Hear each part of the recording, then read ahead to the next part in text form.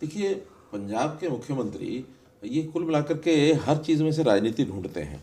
मेरा इनको कहना ये है कि इस प्रकार के विषयों में जो एक सार्वजनिक तौर पर जिन चीज़ों को हमको काम करना चाहिए, सबको मिलके करना चाहिए, वो एक दूसरे के खिलाफ राजनीतिक बातें बोलते हैं। तथ्य तथ्य है। अब हरियाणा मान लो कोई काम अच्छे कर रहा है तो हरियाणा में अपने हिसाब से बोलेंगे। उनको पीड़ा ये होती है कि हाँ, हरियाणा के लोग अपने शायद गलत बोल रहे हैं, हम ठीक बोल रहे हैं। इस प्रकार का नहीं है। मैंने पहले भी कहा, आज मैं फिर दोहरा रहा हूँ।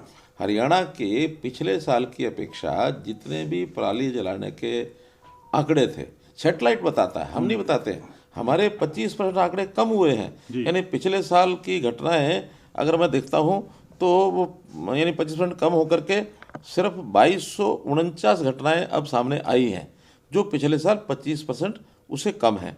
और अगर पंजाब की घटनाएं में इस समय जो सैटेलाइट बता रहा है, वो पिछले साल की घटनाओं से उनमें 20% बढ़ोतरी हुई है। यानी कुल मिला के 21,500 घटनाएं हैं। ये हम नहीं बोल रहे हैं, ये सैटेलाइट के आंकड़े हैं, वो छापते हैं, वो देते हैं। और इसमें उनको तकलीफ होगी। मैंने परसों 2 दिन पहले ये स्टेटमेंट दी है। वास्तव में तो मेरी उस स्टेटमेंट के कारण से उनको परेशानी हुई है। मैं उसमें क्या करूं? और हम तो किसानों को भी पराली न जलाने के लिए कितना प्रोत्साहन देते हैं। 1,000 रुपया प्रति एकड़ हम किसान को देते हैं।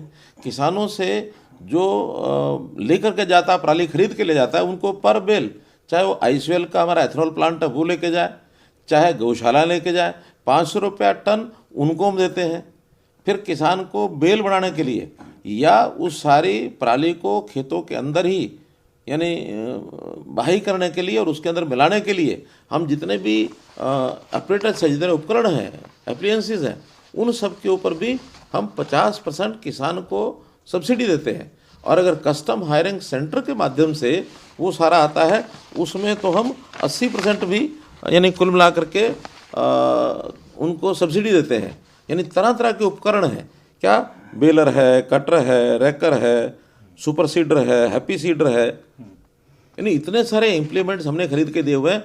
आज की रेट में यानी पिछले वर्ष तक 72,000 उपकरण ये हमने किसानों को उपलब्ध कराए हुए हैं। और इस साल का हमारा भी टारगेट 7,500 का और है। यानी कुल मिलाकर के लगभग 80,000 ये उपकरण जो हैं इस वर्ष के अंत तक हो जाएंगे।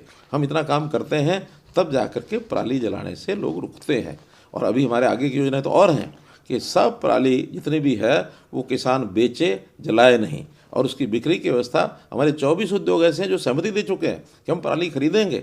हम एक एक जिले में उसका कमांड एरिया बना रहे हैं कि उस कमांड एरिया के माध्यम से उनकी ये हमने किसानों को उपलब्ध कराए हुए हैं। और इस साल का हमारा भी टारगेट 7,500 का और है। यानी कुल मिलाकर के लगभग 80,000 ये उपकरण जो हैं इस वर्ष के अंत तक हो जाएंगे। हम इतना काम करते हैं तब जाकर के पराली जलाने से लोग रुकते हैं। और अभी हमारे आगे की योजनाएं तो और हैं कि सब पराली जितनी भी है वो किसान बेचे, जलाए नहीं। और उसकी बिक्री की व्यवस्था, हमारे 24 उद्योग ऐसे हैं जो सहमति दे चुके हैं कि हम पराली खरीदेंगे।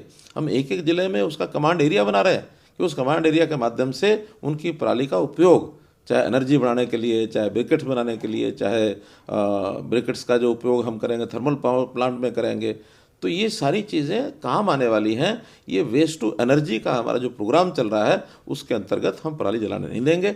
इसलिए मेरा हमारे भगवंत मान जी को ये एक प्रकार की आग्रह है, मेरा उनको एक एडवाइस है कि वो इस प्रकार की राजनीतिक बातें ना करें, किसान के हित में करें। और किसान के हित में करने के लिए ये सारी चीज़ें प्रदेश के अपने एजेंडे में होता है। और प्रदेश के एजेंडे को पूरा करने के लिए हमेशा ही केंद्र सरकार को कभी गालियाँ देना, कभी हरियाणा के विरुद्ध बोलना, ये उचित नहीं है। ऐसी राजनीति बिल्कुल ना करें, वरना जनता जो है इन सारी चीज़ों को सुनती है, देखती है, और उनके बारे में जनता की जो धारणा बनेगी वो कोई अच्छी नहीं बनेगी। ਲਾਈਵ ਪੰਜਾਬੀ ਟੀਵੀ ਨੂੰ IPTV ਦੇ ਅਲੱਗ-ਅਲੱਗ ਪਲੇਟਫਾਰਮ ਤੇ ਤੁਸੀਂ ਦੇਸ਼ ਦੁਨੀਆ ਦੇ ਵਿੱਚ 24 ਘੰਟੇ ਵੇਖ ਸਕਦੇ ਹੋ।